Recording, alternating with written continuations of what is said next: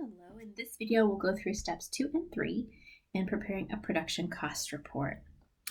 So I guess first we should talk about step 2, equivalent units. We should define equivalent units of production, or EUP.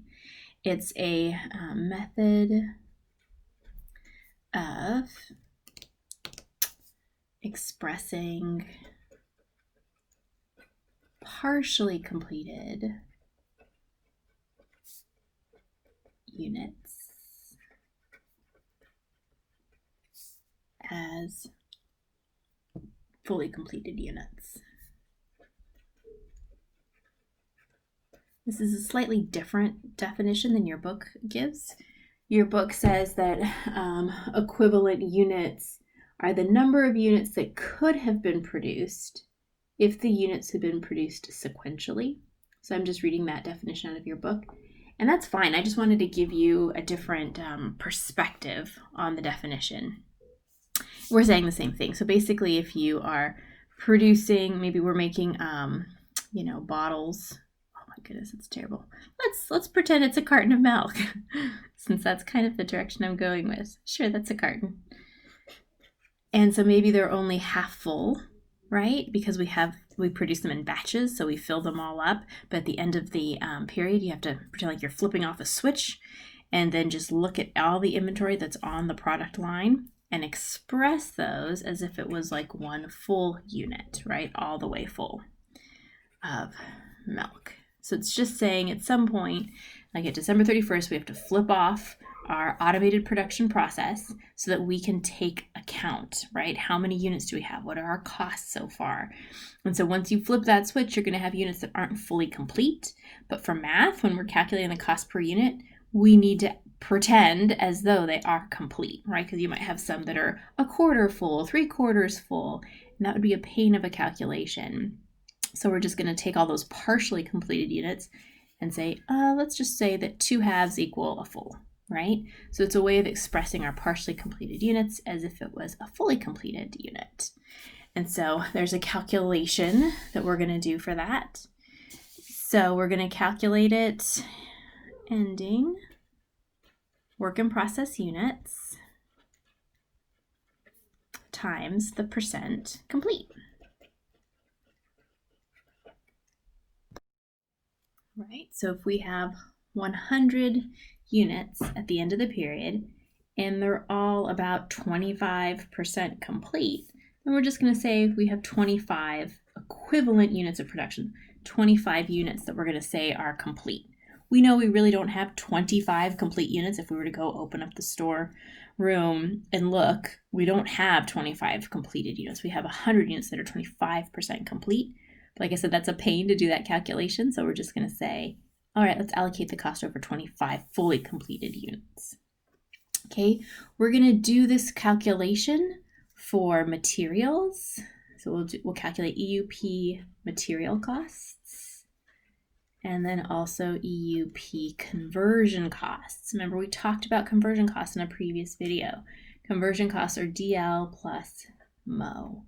And the reason we have to separate out and have 2 different equivalent units of production is because materials might be added at a different rate than the conversion costs. Normally, materials will be completed at a higher rate than labor and overhead. And that makes sense because of the production process, right? If we're baking cookies, we can't really have the labor of mixing it, pouring it onto the tin to put into the oven. We can't really do that labor and overhead until we've put in all the dry ingredients. So usually materials come first, and therefore they're at a higher rate of completion than the rate of completion for DL and MO. So we'll calculate this figure twice to get EUP for materials and to get EUP for conversion costs. And the formula is still the same. It'll just be ending work in process units times percent complete for materials, and then again times percent complete for conversion costs. And it helps if we can put some numbers to this. So I have, to help us illustrate, EA3 at the end of your chapter for us to work through. So if you haven't already, go ahead and pull that one up in your textbook or download the doc I provided, and let's work through it. So given the following information, determine the equivalent units of ending work in process for materials and conversion under the weighted average method. Oh yeah, I should go back to that really quick. You'll see in your reading that there are two methods for calculating EUP. There's the weighted average method, weighted average, and there's first in, first out. Okay, most companies use weighted average, so that's what we're going to use exclusively in this class. So if you're asked to solve for EUP, assume we're using weighted average. That being said, sometimes they're going to give you a lot of extra data you don't need, and that's because the problem might not know if you're using weighted average or FIFO. So I'll teach you how to kind of go through and filter out the extraneous information you don't need. All right, enough sidebar, back to our exercise. All right, beginning inventory of units is 100% complete with respect to materials and 60% complete with regard to conversion costs. Here's one of those examples of them giving you more information that you need. We don't care about beginning inventory percent of completion for materials or conversion costs. That would only be needed if we were using the FIFO method. But I swear in all the word problems, they just throw it at you just to test and make sure you know if you need it or not. Okay, so if we're doing weighted average, which I specifically asked us to do, and in this class, always assume you're doing weighted average because I'm not teaching you FIFO. So if we're doing weighted average, you don't care about percent completion for beginning inventory. We need percent completion for ending inventory. Yep, we definitely need that, but not for beginning. All right. This will also be a good chance for us to practice step one before we get started. Remember, step one was to calculate your units to be accounted for and units accounted for. So if you want to, go ahead and pause and just try that really fast and then compare. Voila. Hopefully you got this. So they gave us beginning units for work in process. There it is, 2,500. They told us how many were started during the periods. We knew our total was 20,500. So then I just brought that total down here.